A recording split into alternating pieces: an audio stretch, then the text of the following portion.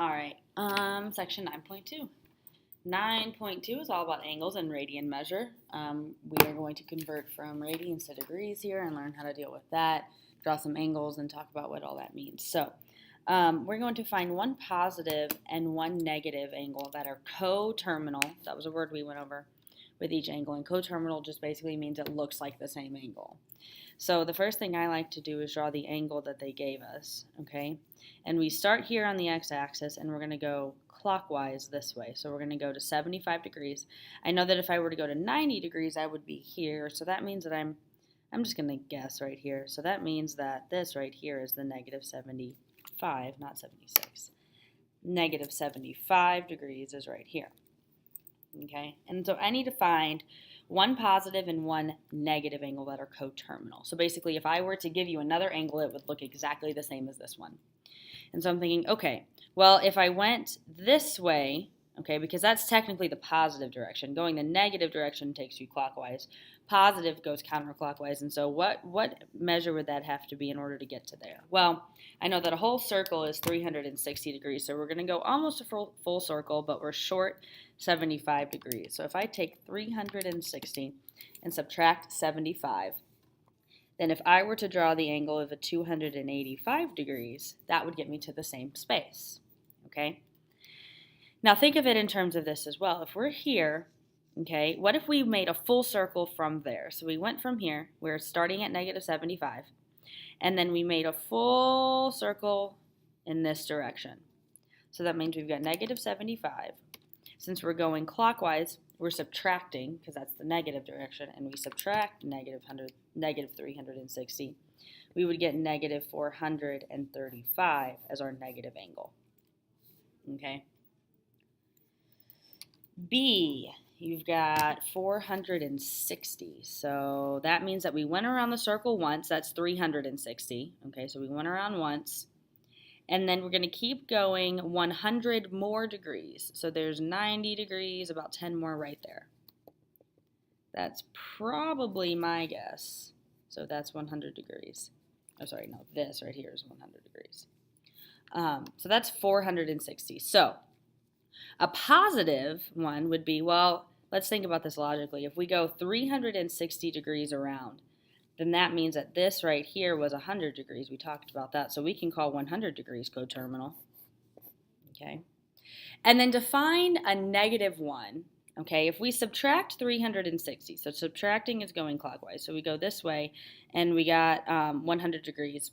But if we subtract 360 again, so we take 460 and subtract 360 once, and then subtract 360 twice, if we were to draw the angle negative 260, then that one would also work. Okay, and there's multiple answers for these. Just make sure that what you choose actually does work. You could choose a really, really big angle for your positive direction, or you could choose a really, really small angle. Doesn't really matter as long as it's correct. Okay. Number 2, it says convert the degree measure to radians or the radian measures to degrees. There were 2 ways you could do this. You could cross multiply, or you could just use conversions like you normally do. I'm going to use conversions, but if you like to cross multiply, there's nothing wrong with that.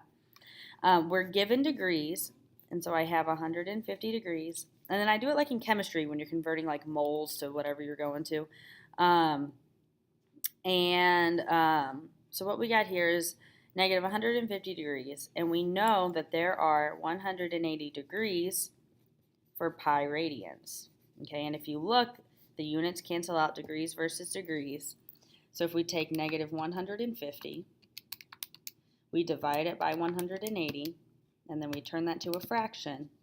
We've got negative 5 over 6, but then we've got this pi up here we got to multiply it by. So it actually turns out as negative 5 pi over 6. And that there is your answer so far. Okay. This one, if there isn't a degree sign, it's assumed to be radians. Okay, so right here we've got 9 pi over 4 radians. And we know that there are pi radians in 180 degrees. And so what's really helpful here is that the pi's cancel, the radians go away. So really we've just got 9 over 4 times 180. So 9 over 4 times 180. That gives you 405 degrees. And you don't have to simplify that. You don't need to find a coterminal angle with that to be within the 360 range. It's okay. You can just keep it as 405. Okay. Number 3, it says, suppose the dimensions of a softball field measure 180 feet in length. Okay, so let's draw a picture. A softball field looks just like a baseball field, just a little bit smaller.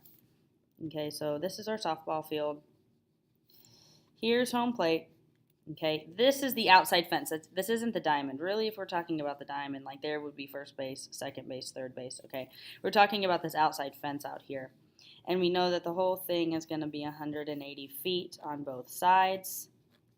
It wants to find the dimensions of this fence. Now, in class we talked about 2 different ways, and I'm going to do the 2 different ways here. Oh, I'm so sorry. You can't see the picture. There you go. This outside fence is what we're finding. Okay.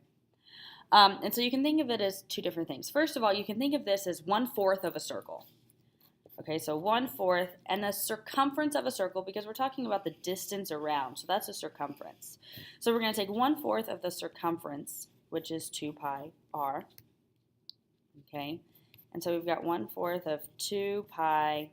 The radius is 180 feet.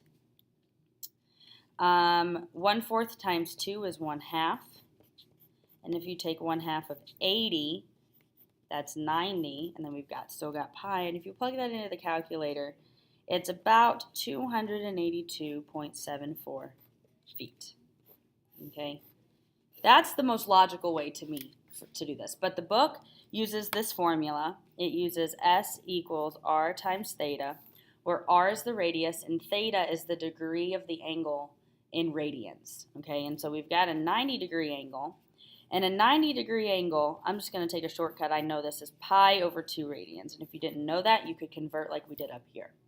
Okay, so S is equal to the radius, which is 180, times theta, which is the angle in radians, which is pi over 2, which 182 divided by 2 is 90. And 90 pi, oh, look at that, it's the same thing, 282.74 feet.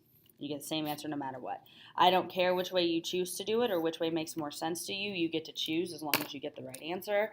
I'm going to be a happy teacher. So hopefully that helps. The main focus of 9.2 is just being able to transform or just to be able to go in between radians and degrees. So if you've got that down, then you should be good to go here. Okay. All right. Thanks for watching. Come see me if you need any more help.